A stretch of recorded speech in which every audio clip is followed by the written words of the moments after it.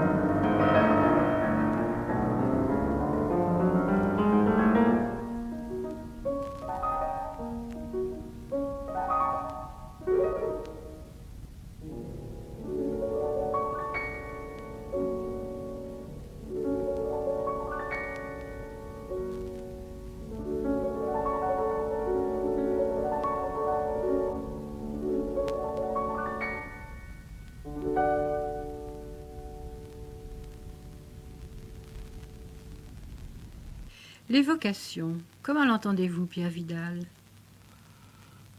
Comme quelque chose d'extrêmement mystérieux qu'on ne peut pas expliquer. Et comment allez-vous faire alors pour nous le faire comprendre? Ah, ça, faire comprendre ce qu'a voulu dire Debussy dans cette ondine, on ne sait pas trop. Est-ce qu'il a suivi le poème d'Aloysius Bertrand? J'en sais rien. Interprété par Noël, c'était. Oui. On a tout de même l'impression, vers la fin, qu'il évoque ce royaume. Aquatique. Ondine dit, mon père a un royaume au fond de la mer. On a l'impression que ça émerge de tout ça. Puis, la mobilité de cette apparition. Maintenant, de quelle façon la musique agit sur nous, c'est un grand mystère. Par quelle correspondance secrète, par quelle alchimie elle peut faire distinguer la métaphysique du divertissement, l'exaltation du chaos, de la catastrophe. Ça, c'est un heureux mystère qu'on ne pourra jamais expliquer. Ce serait dommage de l'expliquer, d'ailleurs. Parfois, à l'audition d'un passage particulièrement chargé d'émotions, on va dans la partition, on va voir comment c'est fait.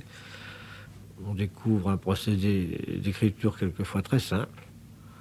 Oui, c'est sous cet accord-là, sous cette note de passage que ça se passe, il se passe quelque chose.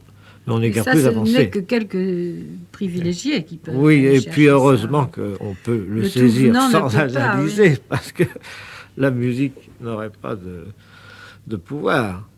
C'est le mystère des sons, de leur pouvoir suggestif, lorsqu'ils sont organisés par un esprit supérieur. Et si, comme dit Boulez, les chefs-d'œuvre du passé n'étaient que des illusions, eh bien, les symphonies de Beethoven, par exemple, ne se seraient pas inscrites dans la chair de millions de jeunes Européens, comme disait Romain Rolland. Puis maintenant, c'est pas de millions qu'il faut parler, c'est de milliards de vivants sur la Terre qui ont été pétris par cette musique. Donc il y a un mystère et il est complexe. Et pour parler de Bach, puisqu'il va s'agir de lui, dans ses cantates et ses chorales pour orgue, qui sont tous assujettis à des textes exprimant toutes sortes de sentiments, d'états psychologiques, d'événements, des scènes épiques, la volonté expressive et évocatrice est indiscutable. Ces procédés sont parfois simples, d'autres fois complexes, et parfois si simples qu'on n'y prête plus attention. Bon, alors, prenons un exemple dans un choral joué par vous. Par exemple, Seigneur Dieu, ouvre-moi ton ciel, le BWV 617. Oui. En voici le texte. Maintenant, mon temps touche à sa fin. J'ai achevé ma course et mon âme s'en réjouit. J'ai assez souffert, j'ai lutté péniblement, envoie-moi doucement vers le repos éternel. J'abandonne tout ici-bas, j'aime mieux être avec les bienheureux. Et Bach, là, utilise un continuum, vous allez entendre, qui représente l'écoulement du temps. Une basse qui bat tout ça, avec des syncopes. Le choral qui plane au-dessus, à deux voix. Et puis vers la fin, on entend une voix se détacher toute seule. Il y a une modulation très inattendue. Après qu'il ait fait entendre des chromatismes qui expriment cette souffrance, cette lutte. Et puis la musique tout à coup s'oriente vers autre chose. On a l'impression qu'elle s'ouvre sur le paradis en somme.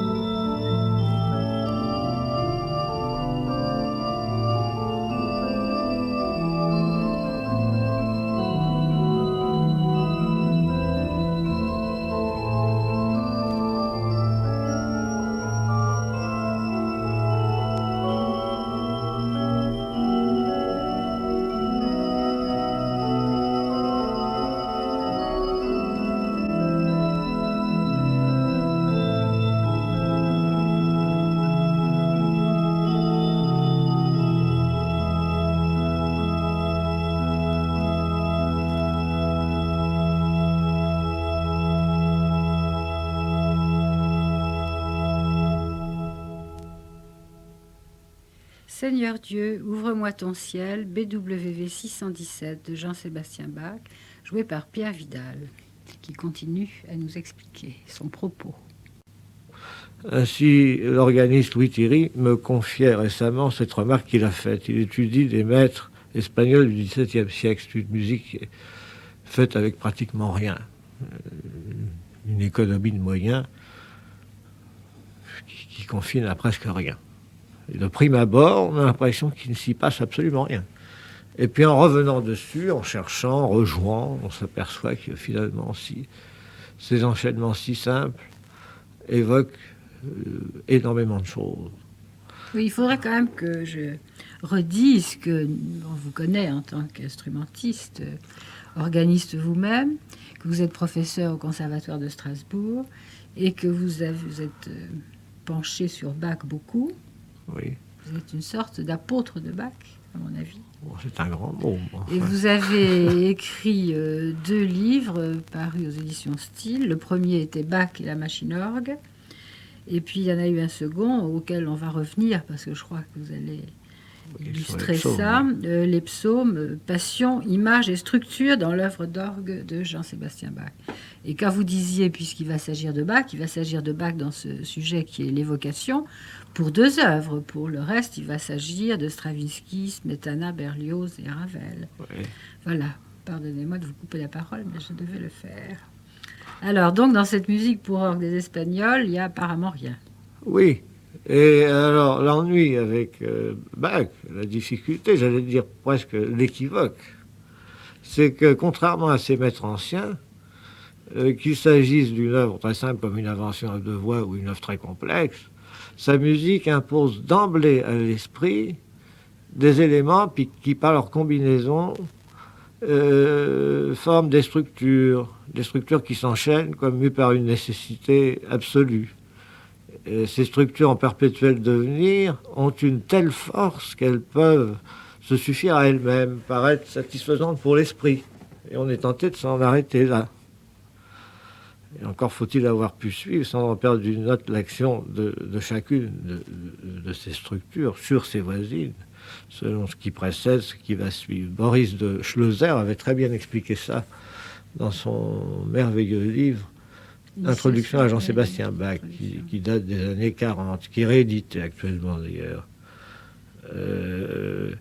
C'est là qu'intervient le rôle de l'interprète. Alors, certaines personnes vous diront, mais faites le texte simplement, sans vous préoccuper du reste. Et alors là, on peut leur répondre qu'il y a un texte qui a été révélé par Cantagrel. Gilles Cantagrel a publié récemment un livre qui se nomme Bach en son temps, où Agricola, qui fut l'élève et admirateur de Bach, dit ceci qui est énorme. Ayant situé Bach comme un très grand connaisseur de l'instrument, il dit que Bach déplorait sans cesse n'avoir pas eu un orgue véritablement grand et beau pour son usage personnel et constant. Ce qui nous prive encore, dit Agricola, de merveilleuses inventions qu'il a faites pour cet instrument, telles qu'il les a mises sur le papier, telles qu'ils les ont vues, eux, sur le papier, et qu'il aurait montré comme il les avait dans la tête. Donc, il est hors de question qu'on joue simplement les notes. Quand on joue simplement les notes, cette musique est tellement structurée que, comme Furtwängler le remarque pour les symphonies de Beethoven, il dit leurs structures sont tellement puissantes, c'est une armature de fer, elles ont résisté au pire traitement. Et une œuvre de Bach, simplement présentée comme ça, peut être une belle construction, mais elle est inerte dans sa seule logique. Ou au contraire, elle peut être recréée, l'être esthétique peut palpiter de vie, et les notes s'entr'ouvrant, laisser échapper l'esprit qui est enfermé. Naturellement, toutes les œuvres de Bach n'en servent pas dans leur mécanisme, comme disait Debussy, l'expression d'une idée précise. Dans sa musique de chambre, les suites, les concertos, on le voit se métamorphoser à l'infini. Il cherche des développements inattendus, des harmonies rares, des courbes mélodiques somptueuses, et le tout aboutit à des œuvres d'une pure beauté, ce qui ne signifie pas que l'émotion en soit absente. Dans sa musique d'église, il a presque toujours un texte à commenter, comme nous allons le voir sur cette cantate, Mais cette cantate est une cantate profane. C'est une cantate profane, Oui. c'est vrai. Mais là, il s'agit encore d'un texte à commenter et il le commente de façon presque visuelle. C'est ça, il s'agit de la cantate, La cantate. BW 202 qu'on appelle du mariage. Oui.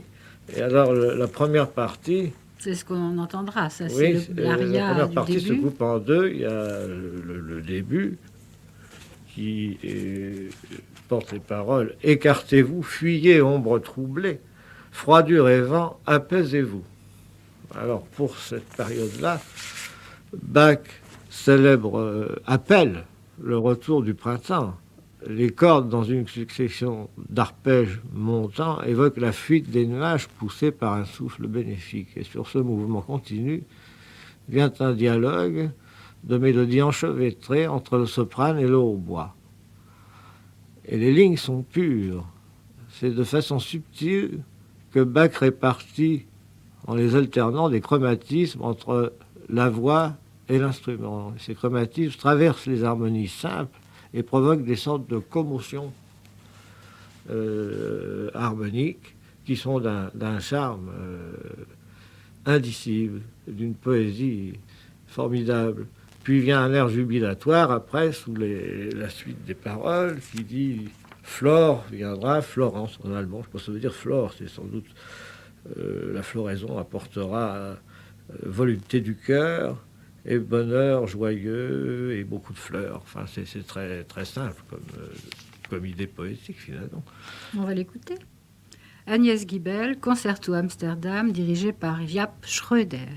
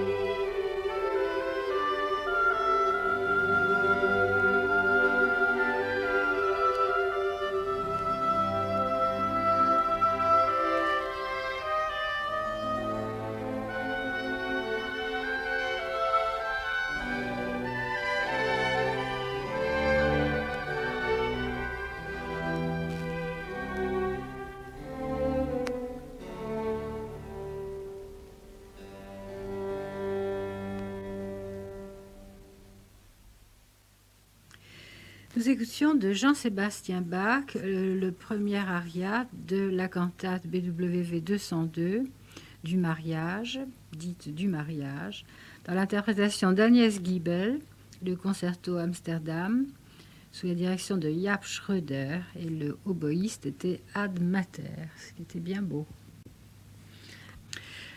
Alors, nous restons avec Jean-Sébastien Bach et nous allons écouter la toccata et fugue en ré mineur, BWV 565, que vous interprétez à l'orgue. À quel orgue?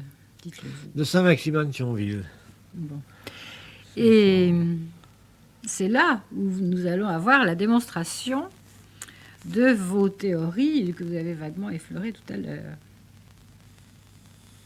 Oui, concernant les psaumes sous-jacents. Les psaumes sous-jacents. Alors, comment est-ce que vous en êtes venu à découvrir cette Tout simplement parce que dans ces fugues d'orgue, Bach est, si j'ose dire, illogique par rapport à la logique de la fugue. Je ne pense pas qu'il existe un plan de fugue type, mais tout de même, là, il prend des libertés avec la fugue. Il est toujours libre, Bach. Il n'y a pas de fugue de Bach qui se ressemble. Pas question de dire qu'il se restreint à une forme pour la fugue. Seulement, il a une conduite tonale souvent déroutante, des éléments étrangers aux données qui interviennent tout à coup, de longues périodes qui restent dans une tonalité. Enfin, on pourrait citer des quantités d'anomalies, si vous voulez. Et aussi des changements de discours. Et à ce moment-là, vous êtes obligé de vous poser la question, mais enfin, pourquoi fait-il ça? Pourquoi tout à coup ces croches arrivent là, ces chromatismes, pour quelle raison? Et on retrouve un peu le même étonnement à l'inverse, quand que Widor, par exemple, découvrant les textes des chorales, quand Schweitzer lui a dit, mais ces chorales sont écrits sous des textes. Alors Widor s'exclame, ah, alors je comprends pourquoi ces passages soudains du grave à l'aigu, ces chromatismes, etc. Bon, sinon c'était pas compréhensible. Alors dans ces chorales, c'est sans discussion, c'est même une musique descriptive. Il fait le geste souvent, la musique dessine, là, absolument. Et vous pensez bien, quand Bach avait terminé de préluder un choral et qu'il avait accompagné les gens qui chantaient ce choral exprimant la passion qui s'y trouvait, comme l'écrit Mattheson. C'était d'ailleurs pas seulement Mattheson qui disait ça. À l'époque, on disait la passion qui est dans le choral doit sortir, elle doit sortir dans le prélude de l'organiste et quand les gens le chantent. Il ne faut pas oublier qu'à cette époque-là, la vie pour un protestant était martelée par la Bible. Alors quand Bach va jouer de l'orgue seul, après ça, à l'office, croyez-vous qu'il va improviser, raconter n'importe quoi? Je ne le crois pas. C'est absolument impossible. Il a un discours qui prend comme support théologique, probablement, la Bible. Et alors vous avez recherché vous-même? J'en ai recherché, j'en ai trouvé pour 15 œuvres, des textes bibliques qui les ont inspirés et qui les expliquent. Et vous allez voir à quel point... Sans réfutation possible. Ah, pour moi, non. Bon. Et alors... Il s'agit d'ailleurs plus d'une musique de gestes et d'action que d'une musique d'évocation, tant les idées déterminent la forme. Pour ce qui est de l'expression, on retrouve pour les notes ce que Luther a cherché pour les mots. Quand il disait les mots doivent être comme des mains, des bras, comme le corps tout entier qui exprime, la phrase doit jaillir comme un feu. Et alors à ce moment-là, le discours devient flamboyant et exprime vraiment la parole de Dieu. Voilà. Je pense qu'on en viendra à le comprendre et à l'admettre. C'est difficile à admettre peut-être, mais enfin... Alors, ce sont les psaumes de David? C'est un psaume de David, c'est le psaume 35. Oui. Qui correspond à la toccata et fugue en ré mineur. Alors, comment est-ce que vous voulez procéder? Je crois que vous voulez ne pas nous laisser écouter votre interprétation à l'orgue totalement, parce que vous voulez commenter pendant que vous jouez. Parce que d'une part, cette toccata est archi connue, tout le monde la connaît par cœur, et ceux qui veulent l'écouter tranquillement peuvent très bien prendre un disque et l'écouter chez eux après. Mais là, ils auront une idée de la façon dont Bach s'y prend pour commenter un texte. Alors on y va. Seigneur, accuse ceux qui m'accusent, combat ceux qui me combattent.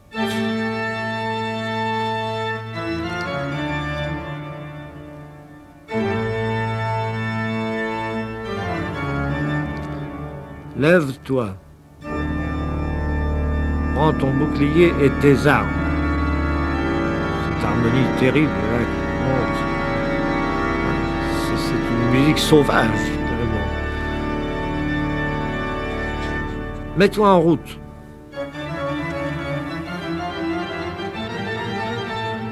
Brandis ton javelot. Maintenant, ça va redescendre. Que dérision et honte, que débandade et défaite viennent sur ceux qui en veulent à ma vie. Ouais, c'est accord soudain, ils en veulent à ma vie. C'est un récitatif de cantate.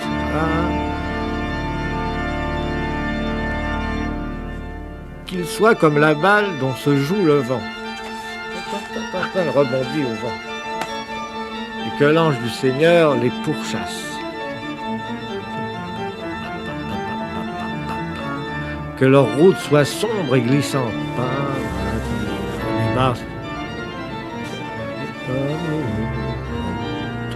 Que l'ange du Seigneur les poursuive.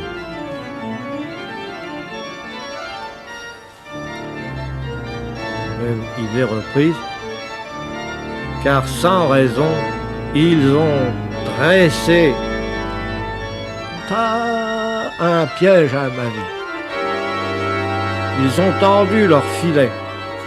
Ces tierces alternées, là, on les retrouve dans Couperin, dans le tricoteux, les mailles manquées. C'est tout à fait un filet.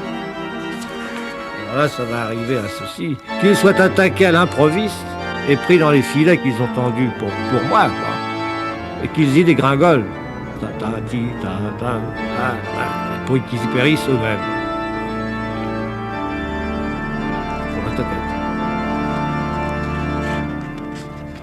Subitement,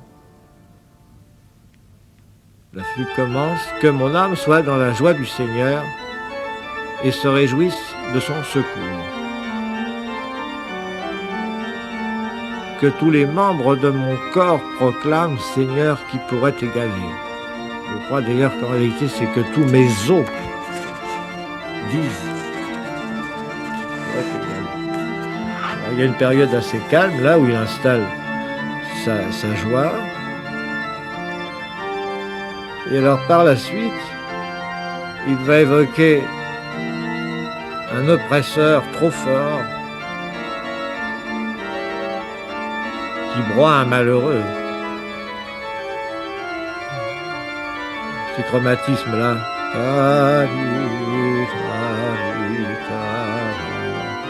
Ce malheureux-là est délivré par le Seigneur.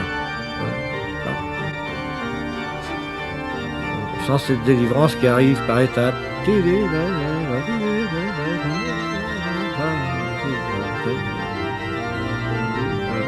alors après, il y a toute une période où il laisse les divertissements s'alterner. Et il va rester très longtemps en ré mineur. Et d'un seul coup, il descendra un ton en dessous, assombrissant complètement le discours. Et tout se transforme à partir de là. Vous verrez à partir de quelles paroles. Voilà, je vous laisse écouter.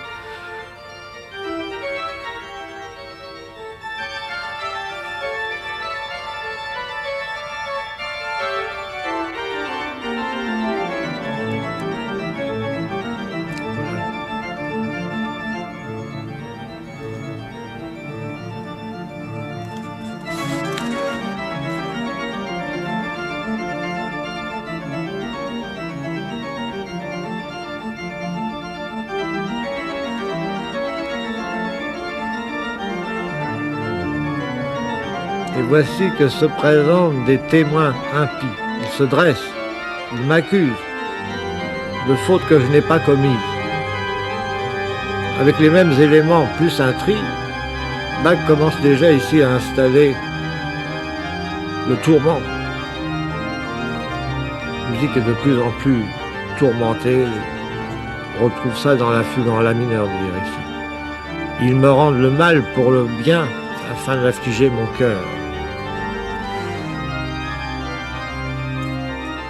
Alors que je revêtais le sac de la pénitence, que je me traînais, ces syncopes-là. Tristement, comme un homme qui a perdu sa mort, je ne savais plus où aller.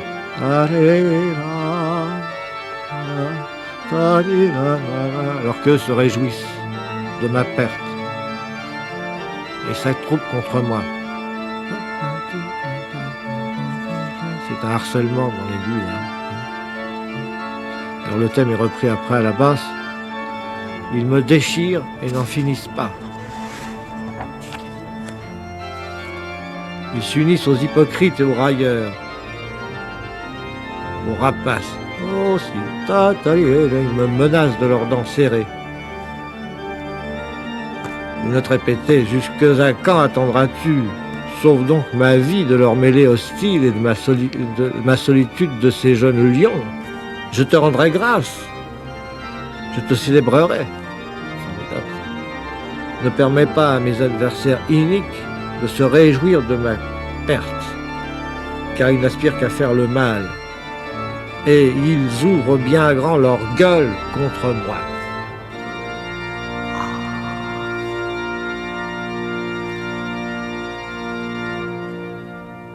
Tu vois tout cela, Seigneur.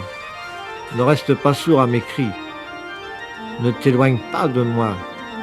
Réveille-toi, afin de défendre mon droit. Juge-moi ces grands accords sinistres avec cette basse qui tombe là, comme un couperet. Ouais.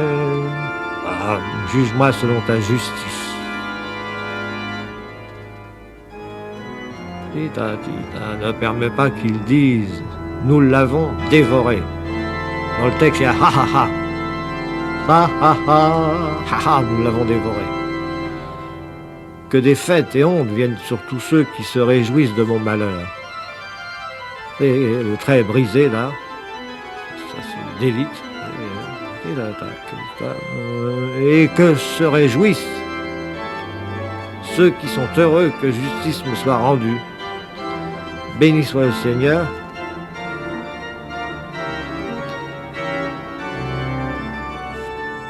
Et ma langue dira ta justice et ta gloire tous les jours.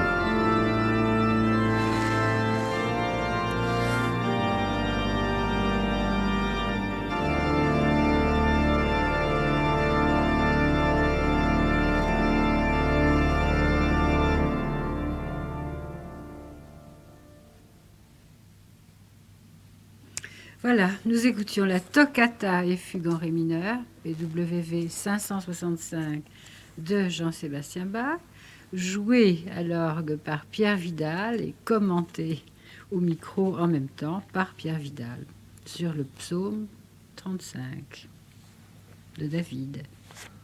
C'est bien ça? C'est ça. Bon, alors, disons que les auditeurs qui se seraient sentis frustrés de ne pas entendre la musique purement peuvent écouter cette toccata et fugue dans votre dernier enregistrement. Et nous continuons alors sur ce sujet qui est le vôtre, l'évocation, avec Stravinsky. Oui. Symphonie d'instruments avant.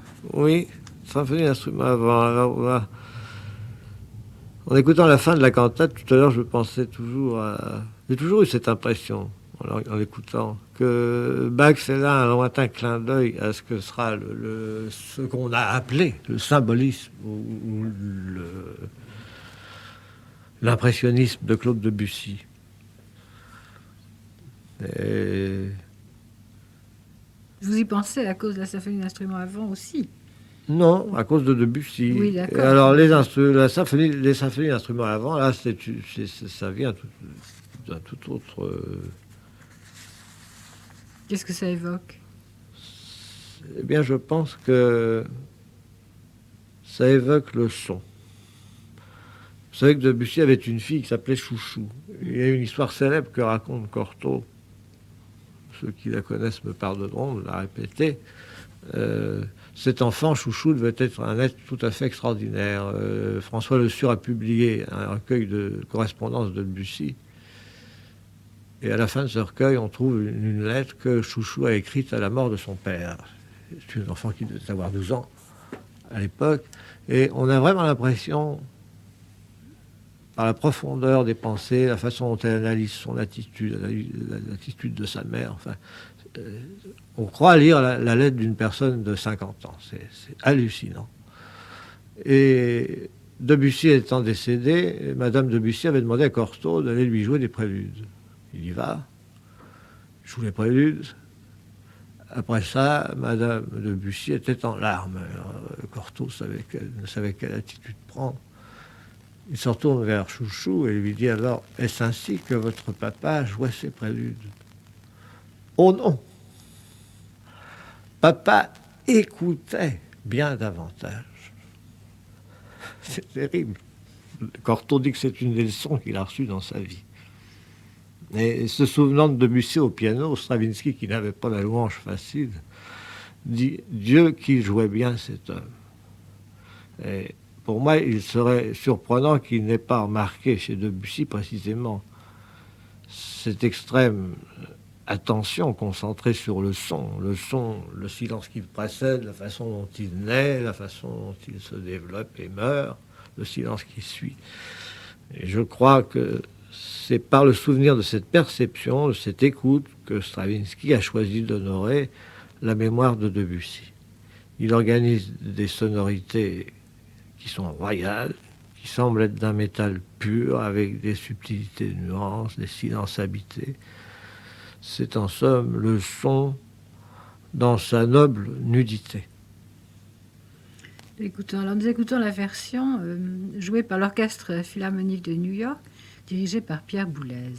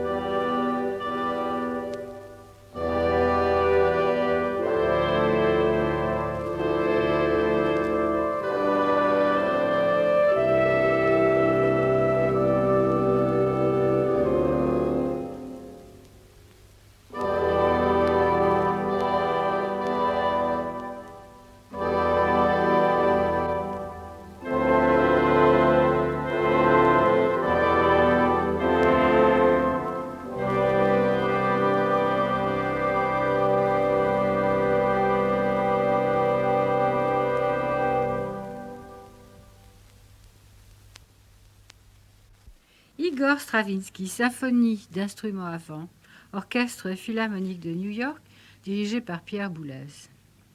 Pierre Vidal, c'est une musique que vous aimez bien. C'est une musique que j'aime beaucoup. Elle est énigmatique finalement.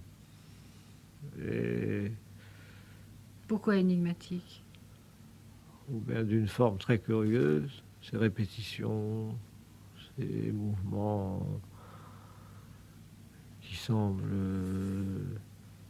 larvaires par moments.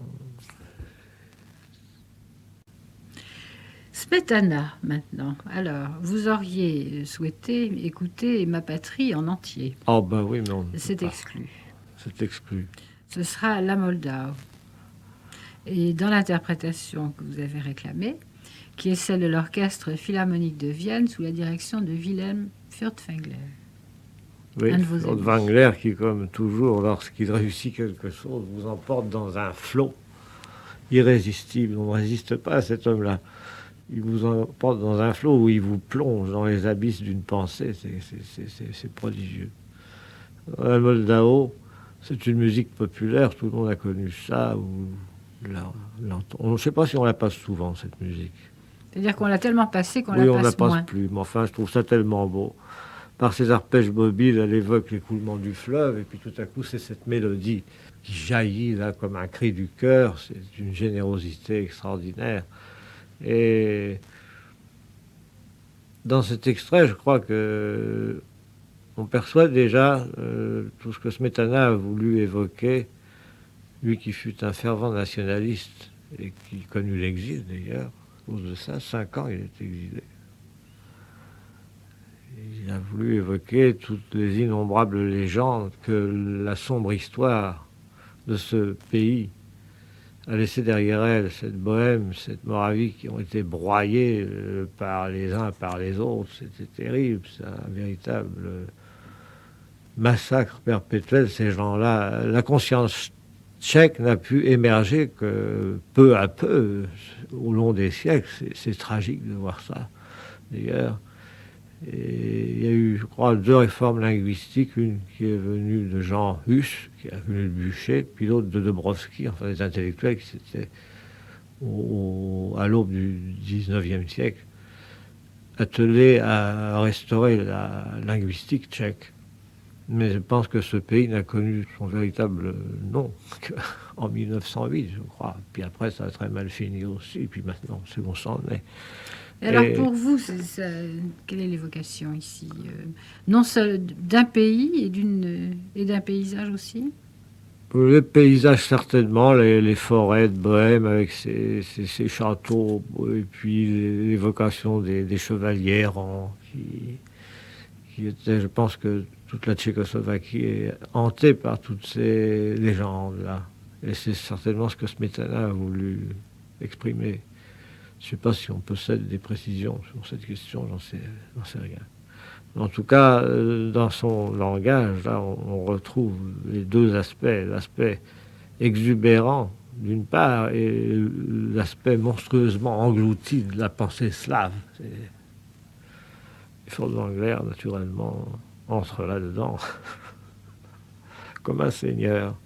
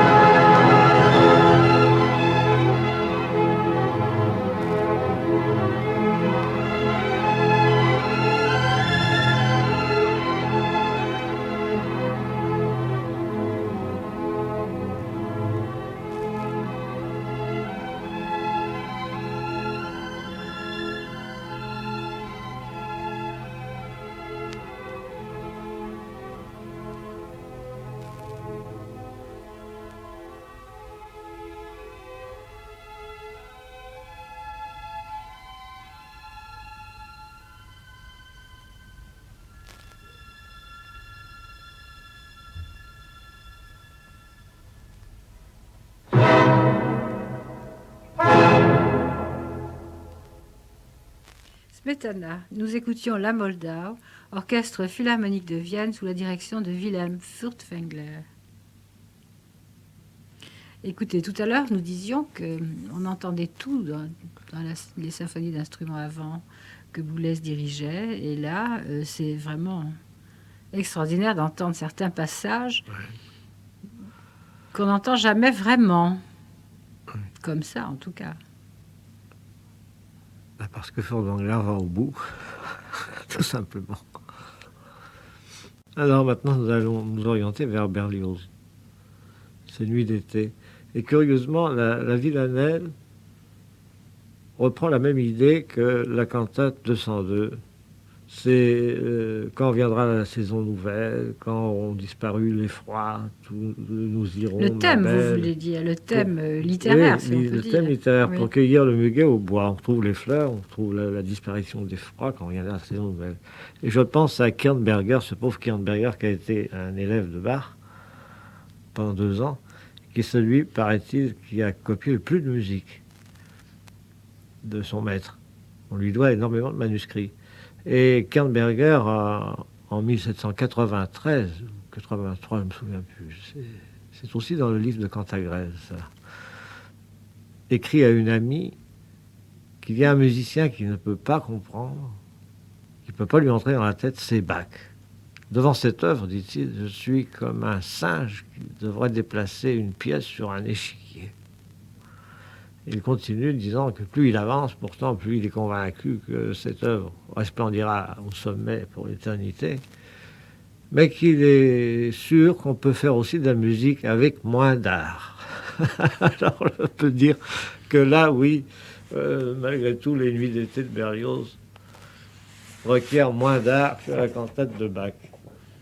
Alors Berlioz, que l'on présentait comme un massacreur de tympans et des caricatures qu'il représente avec des canons en train d'estourbir les auditeurs, écrit ses 6 nocturnes après la symphonie fantastique, 3 ans après. Et ici, il n'est plus question de fracas, c'est une musique dépouillée, frémissante, vivante, extatique, étrange, quelquefois hallucinée.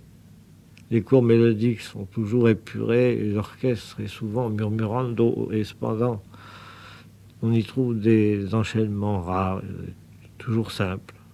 Une musique qui, dans sa grande simplicité, semble étendre ses vibrations bien au-delà de son propre espace. C'est un espace qui est, en plus,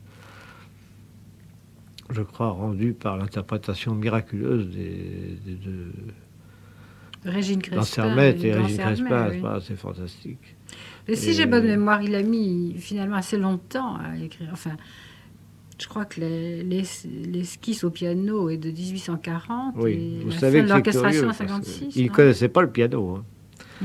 C'est curieux à remarquer. Berlioz ne connaissait pas le clavier. Et la mémoire kaléidoscopique des doigts sur le clavier et des sons qui correspondent est un précieux adjuvant pour ceux qui veulent écrire par audition mentale. Et souvent, même, nombreux sont ceux qui ont eu recours directement au piano, les anciens et les moins anciens. Je ne sais plus quelle dame écrit, le piano de Wagner a répété toute la journée une mélodie dont il n'arrivait pas à trouver la fin. Voilà. Berlioz, lui, a dû trouver sa matière sonore dans le silence de son univers intérieur. Et on mesure mieux la force de son génie lorsqu'on sait qu'il est un admirateur passionné de Chopin. Il parle de ses mazurkas dans lesquelles il y a des choses extraordinaires. Et je sais quelle source d'harmonie prodigieuse sont ces mazurkas. Il aurait pu, Berlioz, être tenté d'y puiser quelque chose, comme Wagner a su si bien le faire dans la musique de Liszt. Eh bien non, il est resté lui-même jusqu'au bout, prince dans son domaine. Stravinsky considérait Berlioz comme un accident inexplicable. Disons que c'était un heureux accident, en somme.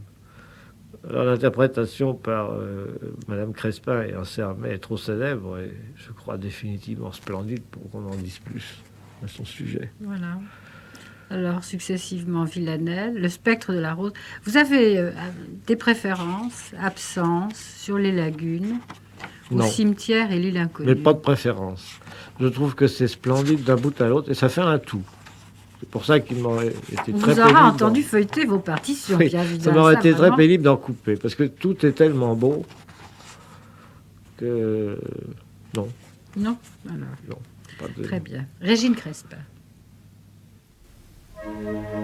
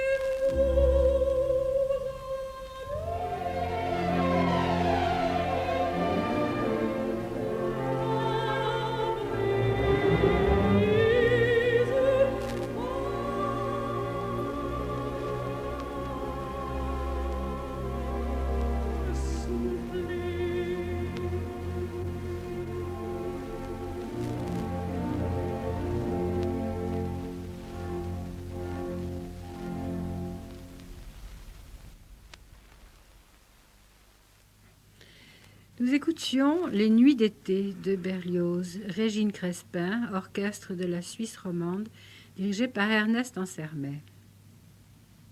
Poème de Théophile Gautier. Vous les aimez, les poèmes, Pierre Vidal? Les poèmes, mais je ne sais pas. Vous les aimeriez sans la musique ou Je ne pas? crois pas. Je ne crois pas. Enfin, je ne veux pas, Mais tels qu'ils sont là, pas dire des horreurs sur avec la Théophile musique Gautier. telle qu'ils sont là, ils sont bien. Oui, avec la musique, évidemment. Mais c'est comme, je ne sais plus qui a dit, c'est avec les vers de Mirliton qu'on fait la meilleure musique. Je ne veux pas dire que ce sont des vers de Mirliton. Non, là, quand Enfin, même, ce serait injuste. la rose, l'argent, des pleurs d'argent, de l'arrosoir. Moi, quand je vois un arrosoir arriver, ça pleurs fait d'argent, quand même d'abord. un drôle d'effet. Oui. Non, dans Absence, il y a des jolies Ouais. choses aussi. Ah, les idées sont souvent très, très chics. Oui, Mais très chic. c'est le langage. Mais je trouve que la façon dont Berlioz Oh, l'a ben ça, c'est l'a fantastique. compris et exprimé, c'était Prodigieux. vraiment prodigieux. C'est prodigieux. Et puis, moi, ce que j'aime aussi chez Berlioz, là, on n'entend pas, mais c'est ses textes. Quel écrivain extraordinaire. Alors, maintenant, nous passons, pour terminer ce programme, à Ravel. Vous avez choisi d'écouter 2 œuvres de Ravel pour piano. Les oiseaux tristes d'abord, et ensuite Alborada del Gracioso. Les 2 interprétés par Dominique Merlet au cours d'un récital donné dans cette maison, je crois. Dominique Merlet, Dans un qui est un récital de public. vos Non, confrères. sans faire public, naturellement, un récital. C'était une audition publique à la radio. Oui, oui, c'est ce que je dis ici. Et c'est un de vos confrères aussi. Oui, je vous en parlerai après, Merlet. Bon. Vous Alors, voulez qu'on parle un peu de Ravel? ben voilà, c'est ce que je voudrais, oui, exactement. Paraît-il, Ravel était un prestigieux imitateur des langues étrangères. Bien qu'il n'en sachant pas un mot, il parlait chinois, arabe, italien ou russe, et c'était à s'y méprendre. Et ce qui pourrait passer pour une simple anecdote, enfin, un amusement de salon, révèle, à mon avis, une oreille fantastique, extrêmement précise, subtile, une mémoire des sons et une façon de s'en approprier qui est assez singulière. Et on retrouve ça dans ce goût du pastiche dans sa musique. Mais alors là, dans son métier, il ne s'agit plus d'un amusement de salon, il apparaît comme un véritable magicien, ayant un goût marqué pour les problèmes techniques, parce que s'approprier un langage extramuros, c'est pas évident en musique. Alors l'Espagne, bien sûr, revient souvent chez lui, puisqu'il était à moitié basque, c'est pas étonnant. Il évoque la beauté hellénistique dans Daphnis, mais là, il ne s'agit pas tellement de s'approprier un langage proprement dit. Mais enfin, ensuite, il y a Sherazade, les chansons Madécas, et puis des choses étourdissantes, comme Zigane, par exemple, qui sanglote et tressaille plus que nature. Et puis la valse, la valse de Vienne, avec ses câlineries, ces furies électriques, c'est tout cet orchestre qui tourbillonne, qui mène ça à la catastrophe à la fin, tourbillon fantastique et fatal, avait-il écrit. Ce qui prouve par parenthèse que Ravel était un homme extrêmement profond, qui avait compris que la guerre 14-18 n'avait pas guéri l'Europe. Et que les valses de Vienne, c'est aussi la musique de M. Krupp. Donc je crois que c'était un jeu pour lui que de s'approprier des musiques étrangères et d'en extraire une sorte de quintessence. Dans sa musique espagnole, il est plus brutal que l'espagnol. Ben, je crois que ça étonnait Manuel de Falla. Et ce qui l'étonnait aussi, c'est que aucun emprunt n'était fait au folklore. Et ça aurait pu facilement tomber dans la caricature, naturellement, mais il s'en tire toujours avec la superbe élégance du génie. Puis c'est du Ravel, de la première à la dernière note. Et c'est Hélène Jourdan-Morange raconte, je crois, c'est elle qui raconte ça, il visitait un pays arabe. Et alors il regardait d'un œil un peu morne les mosquées, les palais, puis tout ce qui les caractérise. Et tout à coup, il a déclaré à son entourage, « Ouais, ben moi, si je faisais quelque chose d'arabe, ça serait beaucoup plus arabe que tout ça. » Alors là, nous n'allons rien entendre d'arabe. Nous entendrons les oiseaux tristes, qui, paraît-il, évoquent un lac par une chaleur écrasante avec des oiseaux qui glissent sur les eaux glauques. Enfin, c'est quelque chose d'assez sinistre. Et ensuite, l'Alborada, qui est un feu d'artifice que tout le monde connaît. L'aubade du Bouffon. Nous entendrons ça dans l'interprétation que je crois phénoménale de Dominique Merlet, qui est un pianiste unique en son genre. Il est unique dans le monde du piano. Il est à la fois très connu et méconnu. C'est par parenthèse un prestigieux organiste. Mais restons-en là ce soir au pianiste. Je pense toujours, en entendant Merlet, à cette sentence de Léonard. Si tu veux être artiste, fais de ton âme un miroir. C'est ça, Merlet. Il vous renvoie l'image exacte de ce qu'il a devant lui. Et ça, grâce à une technique puissante et raffinée, il peut le faire dans quoi qu'il aborde. Qu'il joue un des 40 concertos qu'il possède, ou la sonate de Liszt ou un prélude de Debussy, c'est pareil. Vous avez toujours cette impression de simplicité. De prime abord, c'est ça qui frappe. Cette simplicité que Chopin plaçait à la fin comme l'idéal. Ne cherchez pas à l'acquérir d'emblée, disait-il, en substance. Je ne me souviens pas exactement des termes. Ce n'est que quand vous aurez étudié des millions et des millions de notes qu'à la fin, vous trouverez cette simplicité. Voilà. Pour moi, Merlet, c'est ça. Un très, très grand monsieur.